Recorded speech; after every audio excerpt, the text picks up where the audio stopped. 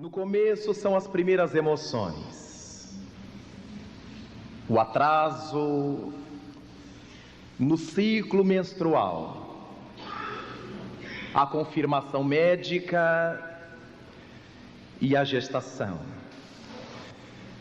São 9 meses lunares de expectativas, de exames, de acompanhamentos, de pré-natais e o nascimento. A criança que nos nasce é um sonho de esperanças. Traz para a maioria dos lares uma bênção nova. Uma vez que quando Deus manda à terra um dos seus filhos, manda junto a caderneta de poupança de todas as realizações, das lutas difíceis, da felicidade, dos testemunhos árduos, das facilidades em todos os níveis. E naturalmente nos caberia perguntar quem é esse filho, quem é esse ser que a divindade coloca sob nossa tutela, sob nossa custódia de pais, de mães. Quem é essa criatura? Certamente a resposta que a doutrina espírita nos dá é de que esse indivíduo é muito mais do que uma criancinha, de um bebê. Esse indivíduo é um espírito milenário, que já caiu, que já levantou-se, que já tombou, que fez conquistas positivas, que tem conquistas negativas, enfim. É um viajante da evolução, é um caminheiro do progresso, é um espírito reencarnado. Em realidade, as nossas preocupações com essa criança quase nunca passam por aí, quase nunca estão enfocando essa realidade de ser ela um espírito encarnado. Temos uma sensação quase orgânica de que o nosso filho é um patrimônio nosso, é um objeto nosso, é um pertence nosso. E por causa disso, negligenciamos muitas vezes no processo da sua educação, da sua orientação, do seu conduzimento, porque sendo algo nosso, a gente faz dele o que quer e deveria fazer o de que ele necessita. Por essa razão, tantas são as calamidades encontradas hoje no mundo relativamente a pais e filhos, relativamente a crianças e jovens. E quando vamos encontrar as raízes dessas problemáticas, desses conflitos, está quase sempre a incúria, que quase sempre caracteriza o processo educacional. Uma vez que nós tenhamos em mente de que nosso filho não é nosso filho, como diz Khalil Gibran, mas que ele é filho ou filha da ânsia da vida por si mesma, a partir do instante em que nos damos conta de que eles nascem por nós, mas não nascem de nós, de que eles vivem conosco, mas não nos pertencem, óbvio será pensar que esses filhos queridos são filhos de Deus, irmãos nossos colocados sob nossa guarda, para que na existência corporal tenhamos ensejo de cooperar com Deus, de trabalhar com a divindade, permitindo que essa criatura possa se desenvolver na parte que lhe toca, ao nível que lhe cabe na estrutura da vida corporal. Mas essa criança está no mundo para quê? Seria a primeira pergunta dos pais, depois de saberem que são espíritos renascidos, são espíritos reencarnados, que são milenários, caminhando no progresso. Eles estão na Terra para conquistarem uma nesga maior, uma fatia maior de progresso. E em O Livro dos Espíritos, Allan Kardec terá ensejo de indagar a questão 383, qual o sentido do período da infância para o espírito? E o Espírito de verdade responde ao codificador que, tendo renascido com a proposta do desenvolvimento, o período da infância é o mais adequado, é o mais ajustado a que o espírito sofra as necessárias transformações. Dirão outros benfeitores mais tarde que nessa faixa da infância o ser se assemelha a uma massa plástica, diríamos nós hoje, uma argila capaz de ser moldeada, modelada por aqueles que com ela estão lidando. E o Livro dos Espíritos diz que para isso, colaborar com esse progresso, estão incumbidos todos aqueles que vivem à sua volta para educá-la. Desse modo, pensamos que, prioritariamente, aqueles que têm responsabilidade de educar a criança são os pais. Depois dos pais, nessa educação paralela que se dá, estão os membros da família consanguínea mais direta, aqueles que vivem com a criança independente dos pais, os avós, os tios, os irmãos maiores, aqueles que interferem sobre a criança, porque os avós também dizem à criança o que ela deverá ou não fazer, os tios, os irmãos. Então todos esses têm compromissos nesse processo de crescimento da criança. Então esse período da infância é o mais apropriado a que se realize a educação. Em o livro O Consolador, do Espírito Emmanuel, através da mediunidade de Francisco Cândido Xavier, pergunta-se ao feitor a respeito do melhor período para se realizar a educação da criança. E Emmanuel diz-nos, no referido livro, na questão 109, que o melhor período para realizar a educação é o da infância, até ao entorno dos 7 anos de idade, o que muitos anos depois da fala de Emmanuel foi devidamente confirmado pela psicologia formal do mundo. Ao torno dos 7 anos de idade, eis a baixa até a esse entorno para se educar a criança. Poderíamos dizer, usando a imagem anterior, que é o período em que conseguimos amassar bem, trabalhar bem aquela argila, aquela massa plástica. E quando dizemos trabalhar bem, pode ser para o bem ou para o mal. A criança que tem facilidade de assimilar nessa faixa, assimila as coisas boas que se lhe passam, assimila as coisas ruins que se lhe deem. E a partir dessas reflexões, começamos a pensar no que caracteriza a educação infantil. Um processo de acompanhamento. Em o Evangelho segundo o Espiritismo, Santo Agostinho, no capítulo 14, nos vem chamar a responsabilidade os espíritas, lembrando que quando um espírito assume um novo corpo e vem à Terra, o faz com o intuito de evoluir.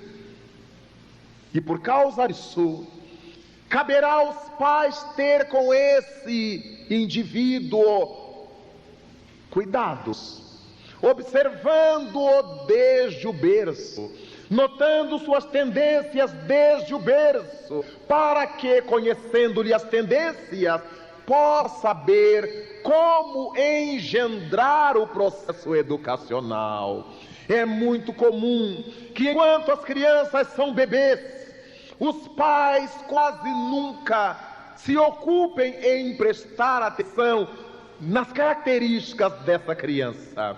Nos comprazemos em brincar com ela, em atender às necessidades imediatas da alimentação, da agricultura, mas falta esse sentido espiritual de observarmos o que é que a criança demonstra, o que é que o bebê apresenta, porque nós percebemos muito bem aquele bebê nós pomos ao colo e ele se acalma, se tranquiliza, relaxa. E aquele bebê que nós o pomos ao colo e ele esperneia, ele grita. Aquela criança que aconchegamos e ela se aninha, e a outra que nos burra, que arranha, que morde, que bate, à medida que vai crescendo. Observamos a criança que, ao estar com as outras, entrega seus brinquedos, divide-os, toma o brinquedo do colega, dá o seu e sociabiliza o que tem. E encontramos a criança que apanha dos outros dizendo que isso é meu e tudo à sua volta lhe pertence. São caracteres diferentes.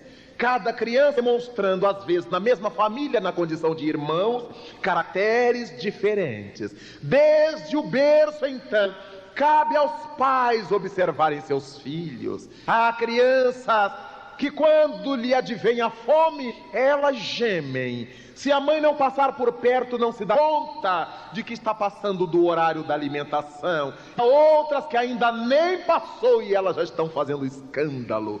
Parece que o mundo vai desabar. Então já demonstram temperamentos distintos, características espirituais diferentes. Daí nós entendermos a proposta de São Agostinho no Evangelho segundo o Espiritismo, para que os pais observem sua criança desde o berço, e só depois é que, analisando os conteúdos da psicologia tradicional, é que entendemos a fala do benfeitor da humanidade. Por que desde o berço? Porque se encontrarmos a etimologia do verbo educar, que advém do latim ex ducare, que deu mais tarde educare, e é uma partícula que indica saída afora, o ex.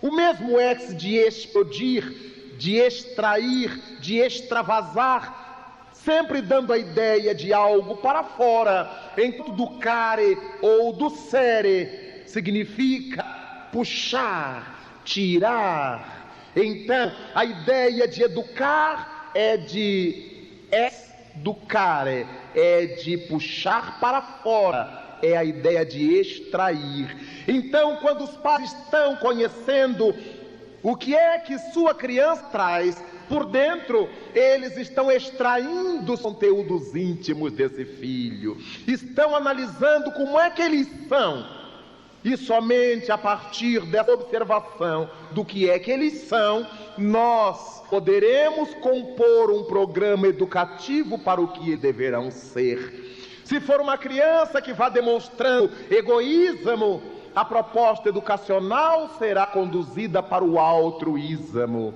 Ao invés da criança deter tudo, os pais a trabalharão para que ela aprenda a distribuir, a repartir. Se a proposta da criança é de agressividade, a contraproposta dos pais, a antítese oferecida pela educação, será a da tranquilização, a da pacificação, redimensionando esses hábitos. Se a criança é agressiva, cabe trabalhar a paz, a calma. Se a criança é egoísta, vale trabalhar o altruísmo.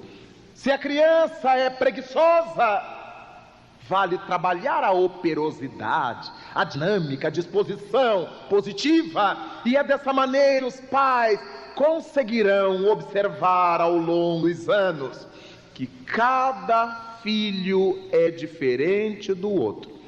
Cada espírito tem características que o outro não tem. E há uma linha de comportamento similar entre todos. Daí, o amor dos pais será para todos, ajustando esse amor à necessidade de cada um. Grande é o número de pais, ainda hoje, que costuma procurar os educadores, os psicólogos, e dizerem: Bem, eu não sei onde foi que eu errei, porque eu dei aos meus filhos a mesma educação, dei a mesma educação a todos eles, mas os filhos não são carimbos, os filhos não são clones, fotocópias.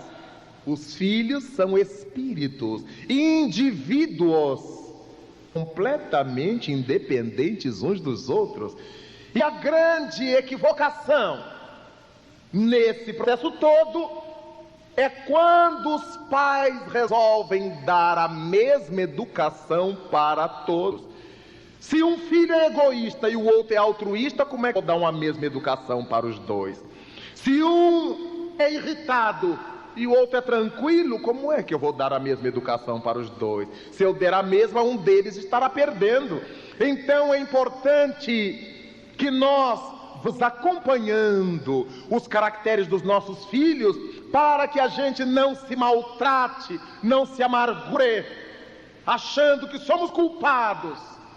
Não relaxemos, deixando para que quando eles cresçam, o nosso trabalho de educá-los já será tarde. Passada aquela faixa até o entorno da qual se pode educar, agora já não se consegue educar o indivíduo. A proposta é reeducar. Reeducar será sempre mais difícil do que educar. É como uma enfermidade que reincide.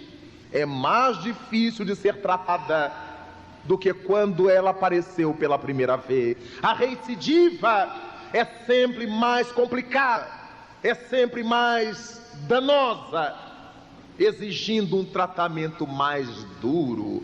Agora, quando esse indivíduo que não foi bem trabalhado na infância começa a alcançar a adolescência, surge o grande drama de todas as famílias. Porque enquanto as crianças são crianças, de uma forma ou de outra elas estão submetidas aos pais.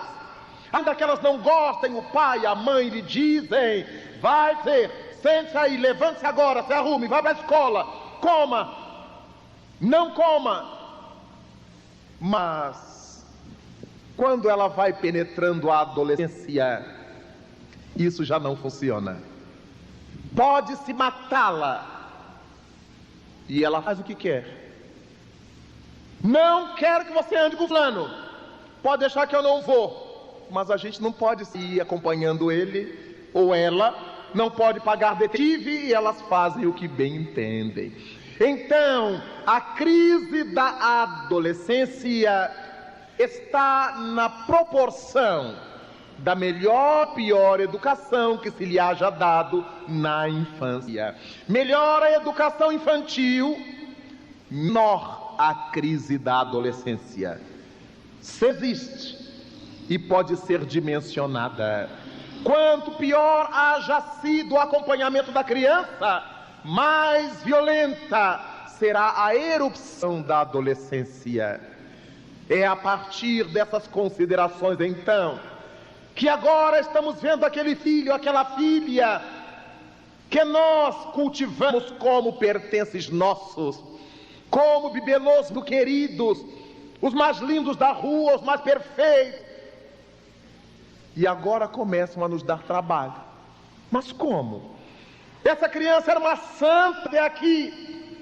E Allan Kardec, com a sua visão de educador, perguntou aos espíritos, na pergunta 385 do Livro dos Espíritos, qual a causa que motiva as transformações que se operam nos caracteres das criaturas depois de certa idade, mormente ao sair da adolescência? Diz Allan Kardec.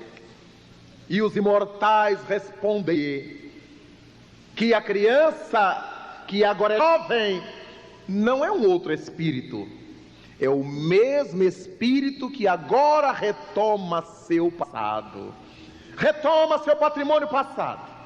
Quando a criança está na primeira, na segunda, até a terceira infância, o timo está atuante. A pineal está adormecida.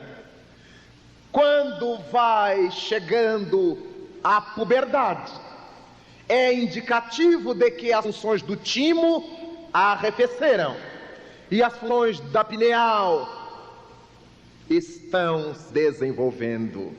A glândula da vida mental também é aquela responsável por frear na infância a vida sexual da criança.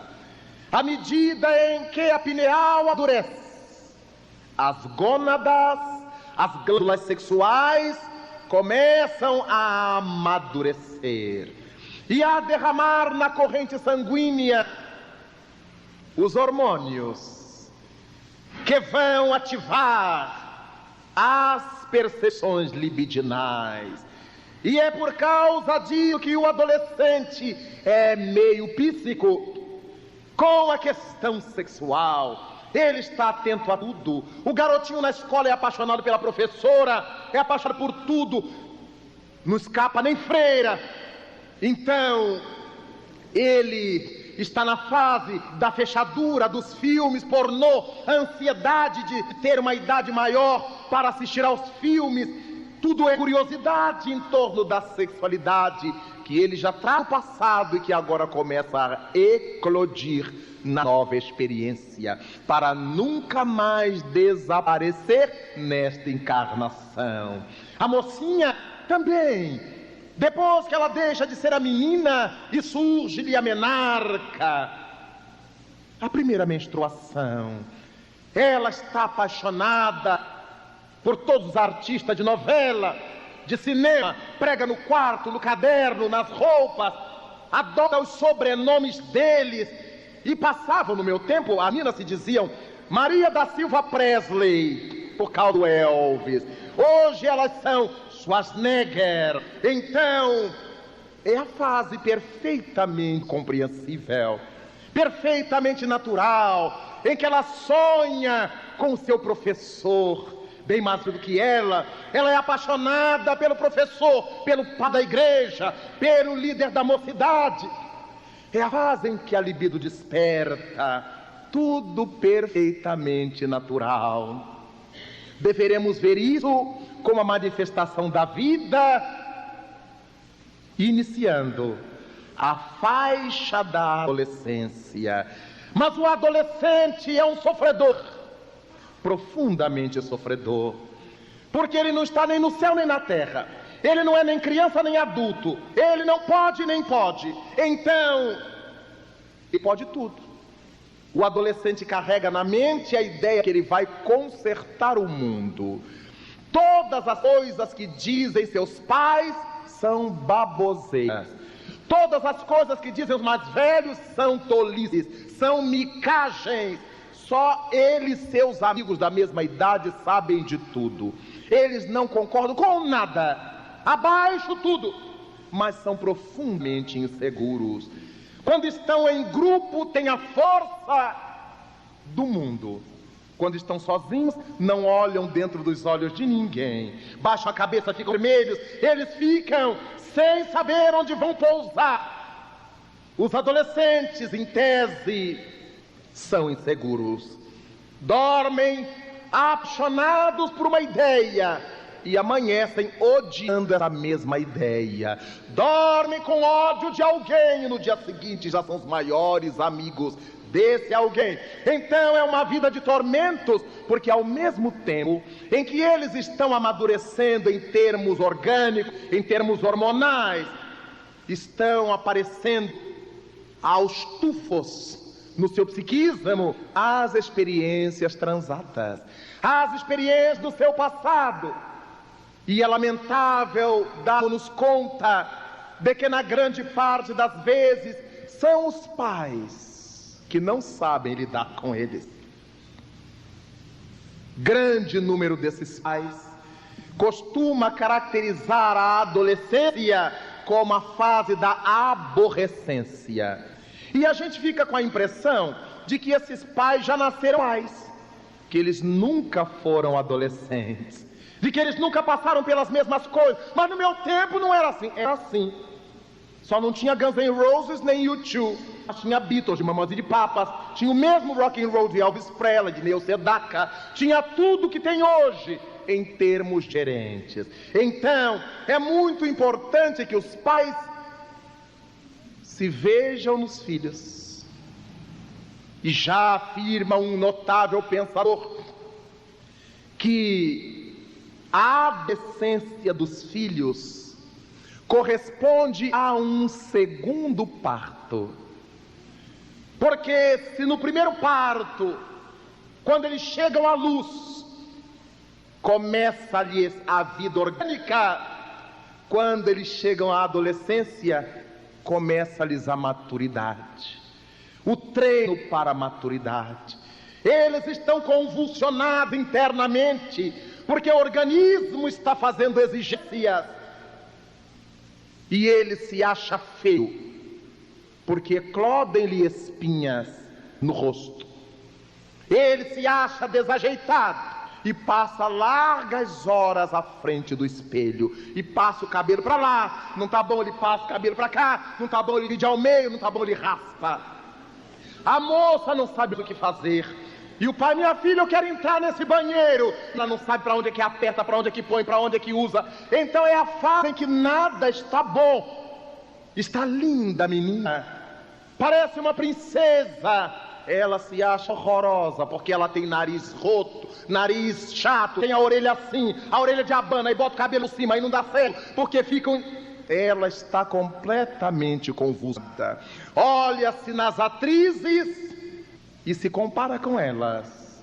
Eles se miram hoje nos atletas, querem ser iguais, e malham e se acabam, ficam iguais. Eles gostariam de ter 1,80 m, 60, e é um horror, porque é a fase em que nada está no lugar, cabeça do adolescente. Filho, você ontem não gostava disso? Mãe, já não gostam mais. Essas reticências nominais, mãe, pai, a fazer: chega, me deixa. E se os pais trabalham bem a psicologia, não forçam a barra, estão no... Tá, meu filho, e agora o que você quer? É a fase em que os pais, se souberem, também começariam um processo de reciclagem, que envelhecerão sem se dar conta. Não em corpo, envelheceram as ideias, passaram a ter ideias velhas e não sabem mais ganhar os filhos adolescentes. Aliás, primeira vez que eles estão tendo filhos adolescentes. Então, como é que eu deixo dormir na casa dos colegas? Eu não deixo os colegas, eu deixo a festa, eu não deixo a festa, eu não entrego a chave, deixo chegar de madrugada, o que chegue. Cada filho tem um jeito. Para cada um, vamos conversar de uma. Filho, vai com seu irmão, cuide dele, só chegue em casa com ele. Minha filha, você vai com seu irmão, mas atenda-o, obedeça, para casa você vem, senão de outra vez não vai mais. Esse dia branco, conversar com eles as coisas, e não deixar que há escolhas, porque a sexualidade está gritando. Eles veem na televisão, nas revistas, jornais, nos filmes, o sexo liberado, e acham que isso é a vida. Eles aprendem que... E os pais em casa emudecem. Então é assim, os pais concordam. Seria tão bom se os pais se assentassem com os adolescentes. Meu filho, isso na televisão, você acha que é assim? Você acha que eu com sua mãe assim, que sua mãe com seu pai vive assim? Você acha assim que a gente fica feliz? Discutir com eles as ideias, ouvi-los dizer aquilo, para a gente poder trabalhar essas ideias que discordam daquilo, que discordam de nós.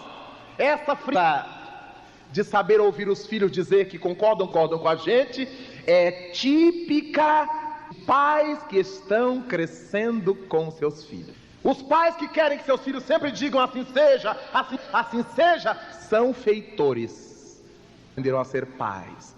Mesmo que por dentro dê um calafrio. Nunca pensei que minha filha me dissesse isto, mas Aguente firme, para poder ter só ela e dizer-lhe outras coisas depois para sua vida.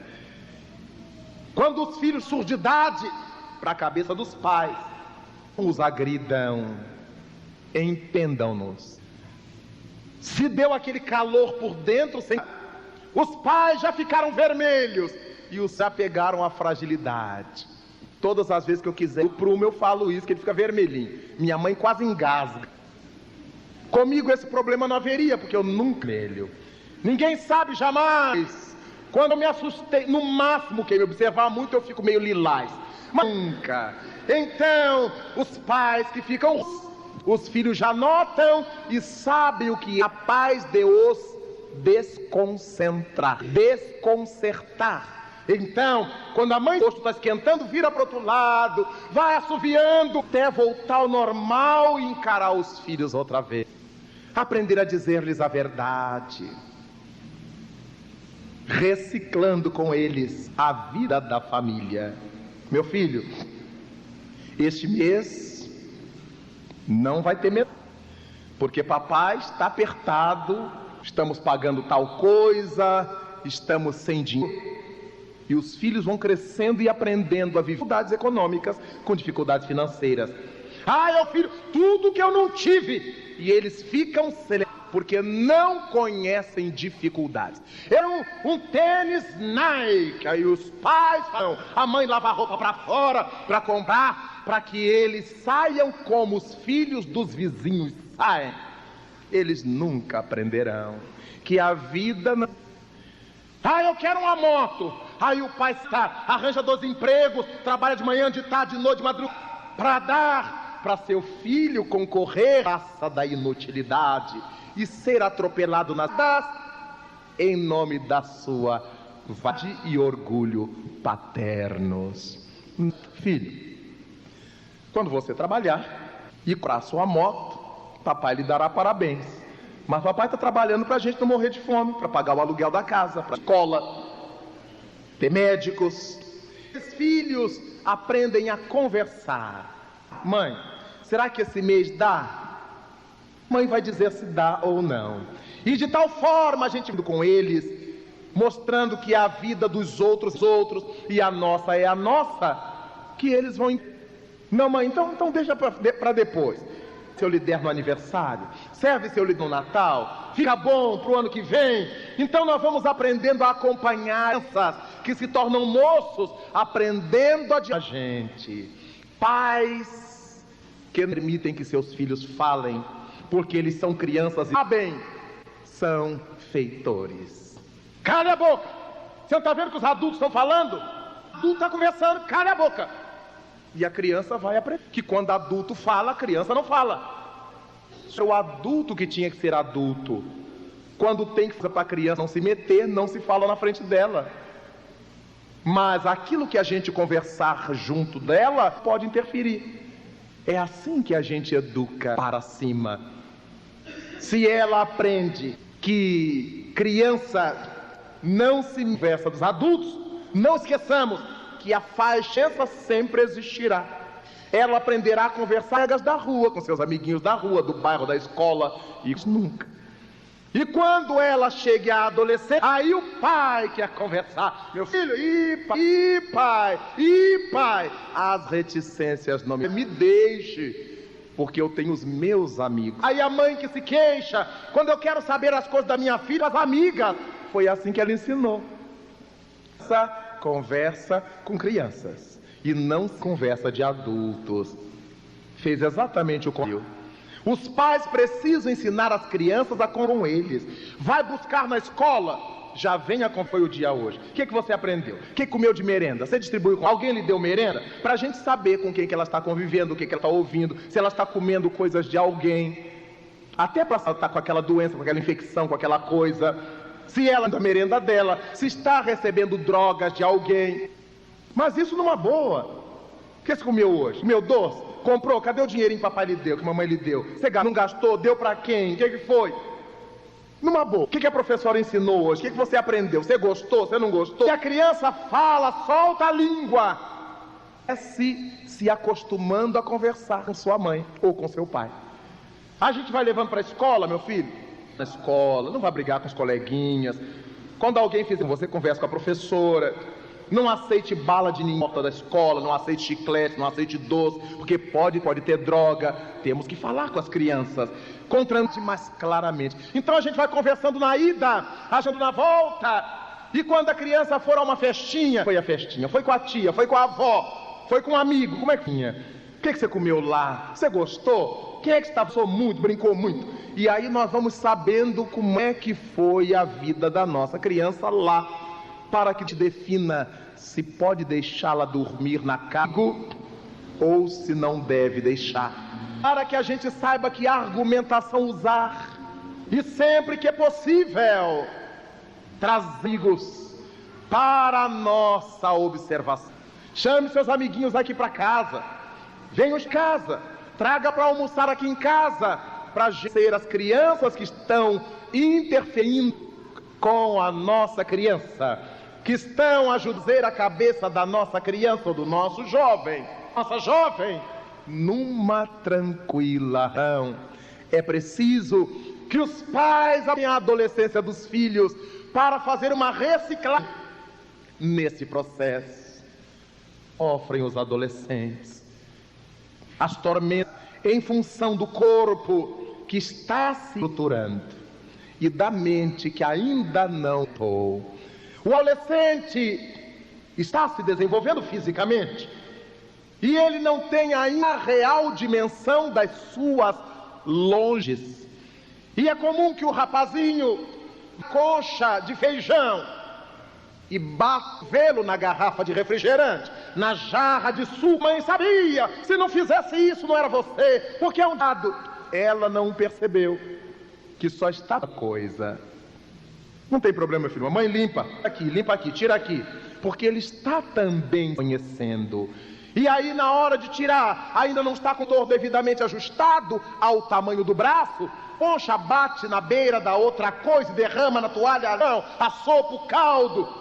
Se a mãe tem empatia e conhecimento dessa fase, se chateia por dentro, que ela vai ter que lavar tudo, mas entende para não passar essa chão para o filho que já está sobrecarregado, porque na cama a cama já não cabe, ele veste a calça já curta, ele põe a camisa que não cabe nele, ele não sabe, ele não nota, mas está diferente. Ele não tem mais interesse pelos, ele tem outros interesses. Ele, rapaz, está olhando as meninas, ela, mocinha, já está interessada, e o pai já todo nervoso, como se ele nunca olhado para a filha dos outros. Tanto olhou que casou com a mãe do menino. Ele agora acha que sua filha não pode olhar para ninguém, seu filho. Nós esquecemos que já passamos pelas mesmas fases. É importante que observemos que educar, antes de mais nada, é conhecer. Depois que a gente conhece o caráter, faz o programa educacional. Aqui começou a atuar na infância, a fazer valer na infância, ele vai se ando às idades agora do jovem, adolescente, porque nós conhecemos nosso filho. Uma mãe raramente se equivoca. Quando ela olha seu filho, ela sabe como é que ele está. O que houve, meu? Nada não, mãe, nada não, mãe. Meu filho, vem cá, o que houve? Ao olhar, ela sabe. Ah, eu tenho que olhar dele, mas ela não está vendo nada nos olhos. Ela aprendeu a vibração, porque conviveu com ele 9 lunares no ventre, assimilando-lhe a vibração. Foi o processo mediúnico mais longo que já viveu. Aprendeu a identificá-lo pelos. Nada obstante, esses fluidos se modifiquem com a vivência, mas ela conhece-lhe as características básicas. Isto, ela, pelo jeito dele andar, dele olhar, pela sua motricidade, pelo seu silêncio, ela, entre aspas, o que está se passando com ele. Meu filho, conta para sua mãe. O que houve? Está aqui, conta para a mamãe. Então essa é a vida que vai nos ensinando a entender que nossos filhos são espíritos nestes dias aterradores. Os pais quase enlouquecem. É que a gente educa. A gente fala uma coisa em casa, outra na rua. As mídias televisivas, radiofônicas, jornalísticas, todas mídias periodísticas, as influências da rua e da sociedade. Mas ali mesmo é o amor. Do que a gente passar para os nossos filhos, a advertência, a chamada de atenção, o puxão de orelhas, porque isto eles não receberam algum e saberão identificar. Minha mãe briga comigo, meu pai grita comigo, mas eu tenho neles, em lugar algum, afeto. Não adianta os pais darem coisas e não se darem aos filhos. Porque eles se deem quando não possam dar também as coisas. Porque o filho, essa entrega, percebe essa entrega e se apaixona pelos pais que tem. São seus melhores amigos, ainda que briguem, acordem, ainda que discutam. São seus melhores. É nos braços de sua mãe que ele se atira para chorar seus problemas. É com seu pai. Tenta e se entende com seus problemas. É tão comum encontrarmos pais perdidos. Mas se eu fizer isso, meu filho me acha quadrado. Vai achar na adolescência que pai e mãe, cafonas, mala sem alça, tudo que eles puderem achar para dizer que é chato, também achávamos dos nossos. Só que no tempo em criança, a maioria de nós, não se podia falar. Porque as costas das mãos fazia plástica nos nossos lábios. Então não era melhor. Era o cercear a opinião. Hoje os filhos dizer as coisas e os pais crescem. Cada filho que diz: ih, mãe, você tá mico, tá falando bobagem. Se a mãe for feitora, vai agredi-lo. Você fala: então eu sou sua mãe. Se ela for inteligente, meu filho, estou fazendo maior bobagem. Mas o filho olha para a mãe, ele é o mais crítico de sua mãe. Filho adolescente é o segundo marido de sua mãe. E ele olha para ela e diz assim: ih, mãe, você vai? Não diz que é minha mãe não, hein? Vai, porque quando vê, é porque a mãe, já com certa idade, porque ela saindo com aquele... E aí o menino diz: ih, mãe. Reticências dos adolescentes são profundamente significativas. Que tá feio mesmo. Porque eles são críticos, não tem papas na língua. Então, mãe, está pagando mico. Você já está falando demais. E conversa que não para. Mãe, está pagando mico. E esse pagar mico é uma forma tão específica de dizer que está dando vexame. Quando ele na adolescência e os pais, principalmente, que convivem mais, não se apercebe disso, causa constrangimento ao adolescente. Porque ela quer a porta da escola. Imagina. De mãos dadas. Mãe, cobro dele. Mãe, os amigos vão curti-lo, as namoradas vão fazer-lhe troças. Quer ser o rapazinho, o homenzinho. E é que os pais entendam isto. Psicólogos diriam que ele está na fase da onipotência.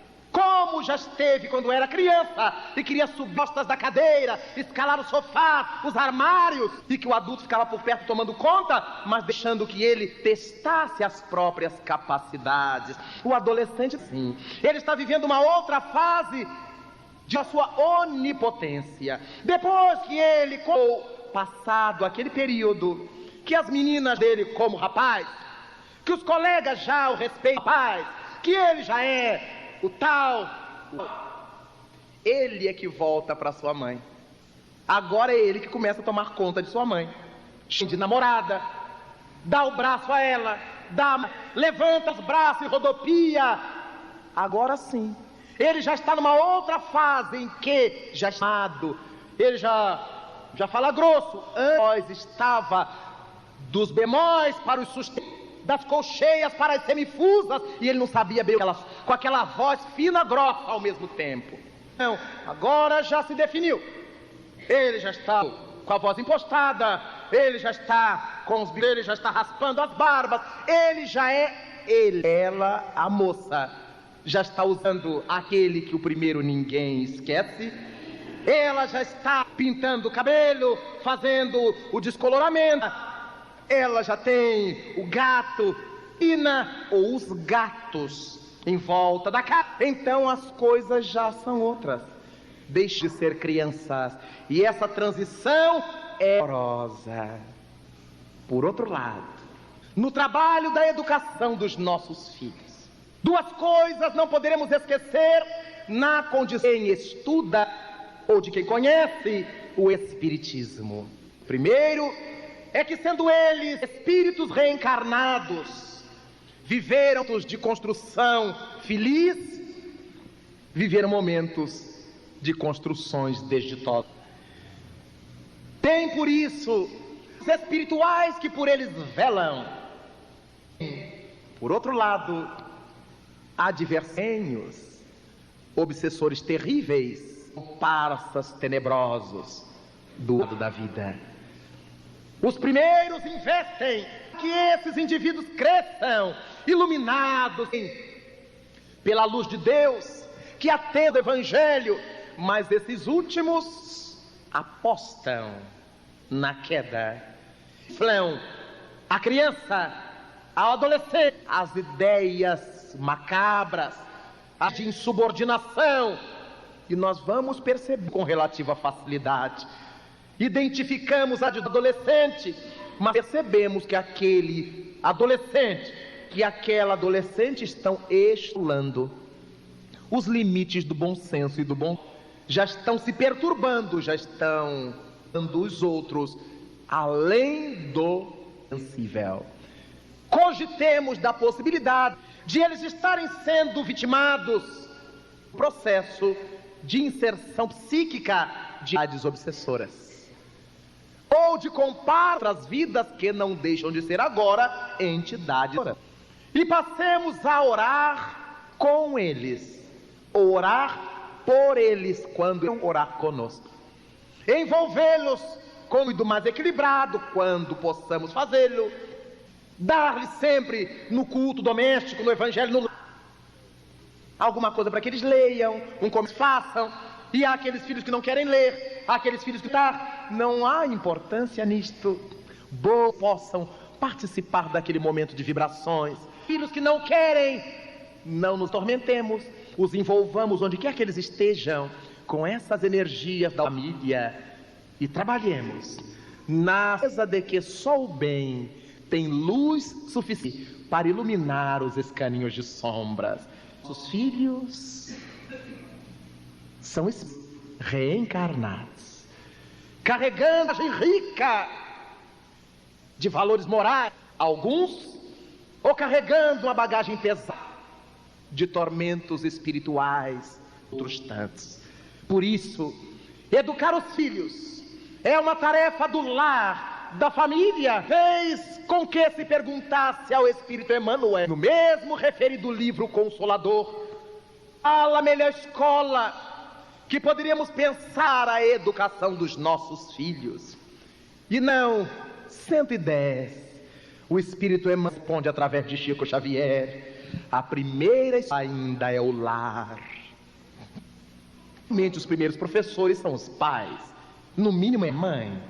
Quando essa criança nasceu, sem o patrocínio do seu pai, mas pelo menos de sua mãe. A primeira escola é o lar, os primeiros professores são seus pais, E então Emmanuel diz que se a escola notoriamente do mundo é que instruir, somente o lar é capaz de educar. Se a academia é para formar o cidadão, só a estrutura edifica o homem e a mulher. É aí que nós encontraremos a doutrina espírita colaborando com a família no processo de educação desses filhos. Diz: eles são espíritos reencarnados, não não são peças em branco, não são objetos. São filhos de Deus com tarefa de crescimento no caminho da eternidade. Khalil Gibran assevera no seu livro O Profeta que os pais são como arqueiros e os filhos são setas, flechas. Quanto mais longe os pais vão arremessar esses filhos, mais tem que ir arco da vida para que esses setas possam atravessar espaços de outras vidas, levando experiências auridas com esses pais. Para nós espiritistas, quisermos utilizar do pensamento gibraniano, colocaríamos na flecha um archote, já que os nossos filhos serão por nós atirados na direção do infinito e nesse momento passarão por diversas vidas, interferirão em muitas vidas, procedimentos ou quedas de muitas pessoas, já que os temos que impulsionar pelo com uma lâmpada na cabeça. E para nós esta luz está no momento de Jesus Cristo. Não importa que o mundo esteja marcado pela corrupção, o nosso filho vamos dar os valores. Não importa que haja prostituto mundo, aos nossos filhos vamos deitar o próprio corpo para que eles tenham condições de receber o alheio. Não importa que no mundo estejam criminosos, traficantes, falsários, aos nossos filhos que não são nossos, ensinaremos a honorabilidade, a honra, a dignificação da vida, a sobriedade, a honestidade. Porque enquanto Deus manda seus filhos reencarnar, é porque confia nos. A partir dessas reflexões, analisemos destes dias as notícias de jovens que incineram mendigos nas ruas, índios na capital federal, um índio. Quando ouvimos falar de meninos que e picham as paredes as pintou com sacrifícios, ou não, começamos a ver o desrespeito. O que está havendo na educação? Os pais não se deram conta de que as crianças precisam conhecer.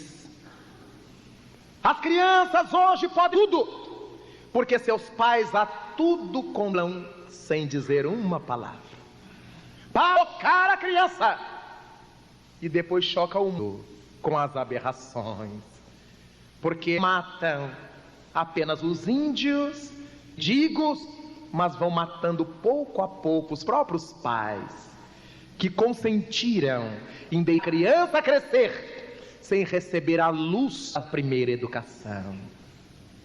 Quando olhamos esse quadro em que a juventude está envolvida em largas cotas nestes dias, nos damos com os pais quase sempre esquecem de ensinar seus filhos que à sua frente está o outro. Bastaria que nós disséssemos, filho, ali, meu filho, é o espaço do outro, respeite. Bastaria isto. Nós tivéssemos acordadas as noções de justiça social. O que eu não gostar para mim, não vou fazer outro que está ali, porque amanhã eu estarei no... Se não hoje mesmo. É que os pais ensinassem a seus filhos a dar o patrimônio de todos. Ele aprendesse a respeitar o patrimônio alheio. Mas a mãe que passa pelo jardim dos outros com a sua criança, retira a planta do outro para plantar no seu jardim, ela está dizendo a seu filho que é assim que se faz. Quando a gente gosta de quem tem, sem pedir, sem autorização, para botar no... Então hoje é a muda de planta, amanhã é o toca-fita, amanhã é a vida. Eu posso. Minha mãe sempre me ensinou assim. Tira aquela flor para a mamãe. Nunca. Deixa. Não está aí no jardim da praia. Está na rua, mamãe. Do mundo. Se eu levar para minha casa, vai ser só nossa. Na rua é de todo mundo, meu filho. Por detrás dos muros das pessoas, são das pessoas que plantaram. Respeite. A gente quer, vamos plantar na nossa casa. E assim, entendendo o espaço do outro. Graças a isto que a gente vai mudando a sociedade do futuro. Mas as mães saem com sua criança, tiram o papel e jogam no chão. E dão sorvete para a criança. Ela aprende que é ali que se joga. Tira o papel. E podia fazer de propósito para a criança embrulhá-lo, enrolá-lo, botar no bolso ou botar na bolsa, para a criança aprendendo sem ela estar dizendo. Tá vendo, meu filho? É assim que se... A criança vai vendo. E copia no chão. Viajam nos automóveis e as mães estão vendo os meninos jogar pela janela, as latas de refrigerante pela janela, os pacotes vazios pelas cascas de comida pela janela, e não estão nem aí. Que é estrada, mas é pago para cuidar da estrada, e somos nós. Se a criança não aprende a respeitar essas coisas banais, nunca aprenderá a respeitar as coisas fundamentais. Afinal, foi Jesus Cristo que disse: quem não é fiel no mínimo, nunca será fiel no máximo. Logo, que ninguém conseguirá educar sem trabalhar por educar. Em linguagem popular, ninguém dá aquilo que não tem. Daí, filho adolescente colaborar com os pais, para que os pais revisem a sua própria postura diante da vida. De fato, eu preciso começar a pensar nisto. Eu preciso melhorar a condição intelectual, minha postura moral. Eu preciso, porque meu filho está me cobrando isto. E os pais de primeiros filhos, aqueles que estão pensando em se tornar, aqueles que estão esperando as crianças chegarem ao mundo, nelas, melhorem-se, preparem-se. E o mundo, a partir daí, começará a melhorar. Foi a notável mestra Maria Montessori, na Itália, que disse que se alguém quiser educar uma criança, tem que começar a fazê-lo 20 antes dela nascer.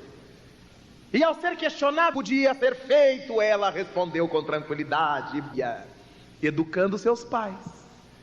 Estamos educando as nossas crianças, por tabela estamos educando os nossos netos.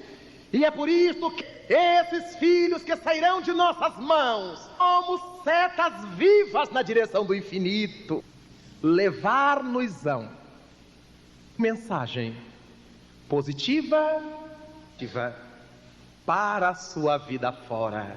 Pensemos nisto, para que nesses tempos cura de drogadição, de prostituição infanto-juvenil dentro dos lares, com sevícias de nossas crianças e de nossos jovens, com assentimento hipócrita das nossas sociedades que fingem não gostar, mas que nada fazem por restro a educação infanto-juvenil.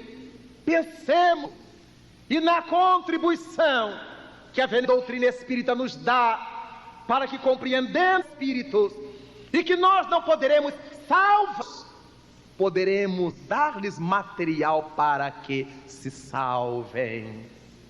Pergunta quem o livro dos Espíritos: se os pais fizerem tudo em prol dos seus filhos, e mesmo assim filhos depois resolverem trilhar estradas opostas, são eles responsáveis? E o Espírito da Verdade diz que não. Mas quanto mais difíceis tenham sido esses filhos, mas tenham conseguido ajudá-los, maiores não. Mas Allan Kardec vai para o outro lado da medalha. E os filhos que conseguiram superar-se, a despeito da negligência dos pais, esses pais receberão pela felicidade desses filhos, e a resta Deus é justo. Deus, porque a cada um só é dado segundo suas obras. E justo porque cada indivíduo tem os pais que merecem. Pais exigentes, pairosos, pais laissez-faire, pais omissos. São os pais que a gente por merecer. Filhos tranquilos, andatos, filhos rebeldes, oriçados, filhos cruéis, de temperamento ruim, são os filhos que nós fizemos por receber. Tudo está certo, debaixo de Deus. Cabe-nos enquadrar-nos na proposta. Cabe-nos aos ensinos da doutrina espírita e entender que nossos filhos, antes de tudo, filhos do grande Pai. Nós, na condição de irmãos mais velhos na nação, temos a felicidade de com Deus na obra da sua reestruturação. Façamo-los com nobreza, esforços, na certeza de que seus anjos guardiões, que querem ver o seu progresso, nos inspirarão, nos ajudarão, porque se são nossos filhos pela carne, tem esses filhos nossos em seus anjos guardiães, os seus tutores e pais. Evoquemos a sua assistência, peçamos a sua orientação, que juntos com os nossos amorosos, enternecidos ou rebelados, possamos marchar para Deus, a certeza de que hoje, amanhã e sempre a vida será aquilo que tenhamos feito dos nossos filhos, diz-nos no seu livro Religião dos Espíritos, que cada moço no mundo representa um plano da divina sabedoria para prestar serviço à humanidade, e cada menino e moço abandonado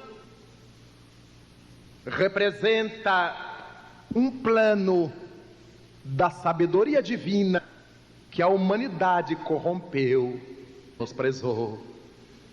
É a partir daí que nós verificaremos o quanto é importante saber que estamos numa empreita que não é fácil, uma vez que cada filho e não há cartilhas que a gente ou receitas prontas que a gente e a partir dali eu já sei educar. Cada filho é um desafio novo, cada filho é uma proposta nova, é um plano de sabedoria divina que deveremos aprender a valorizar, a iluminar, para que nós e ele, passadas as lutas humanas, alcance o coração das alturas, de mãos unidas, e dia então, vitoriosos, tendo superado as mazelas do mestre, possamos nós e eles, olhando os céus, dizermos ao nós: Pai nosso, Pai nosso que estás nos céus, na luz dos sóis brilham nos infinitos, Pai amoroso, Pai bom, todos os seres aflitos que choram, que gemem, que se debatem, que se estertoram nesse mundo de dores e de escassez, santificado Senhor, seja o sublime que em todo o universo exprime ternura, misericórdia, amor. Venha ao nosso coração de bondade, reino de paz, claridade, nessa estrada augusta que da perfeição. Cumpra-se o teu mandamento, Senhor, mandamento que não vacila, mandamento que não erra, seja na terra, onde enfrentamos tantas e vivemos tantos sofrimentos, livra-nos, Senhor, do mal, e dá-nos hoje ainda pão em nosso caminho, mas permite que ele seja amassado com o trigo nas mãos, no carinho dos nossos guardiães. Auxilia-nos também, Senhor, para que em nossos deveres cristãos aprendamos a amar a nossos irmãos, primordialmente aqueles que ainda se inconstantes do bem, sob a proteção de Jesus. Livra nossa alma do erro, nesse de desterro distante da tua luz. Perdoa-nos, Pai, os erros escabrosos, dos clamorosos, de iniquidade e dor, para que a tua igreja, a igreja da revelação, realize dentro de nós o altar da educação, o altarando da sublime caridade, para que nele então, ao conduzirmos nossos filhos, possamos cumprir a vontade do teu inesgotável e dulce dom, hoje e para sempre, Senhor. Que assim seja. Muito obrigado de nossas vidas. Muito obrigado, senhores.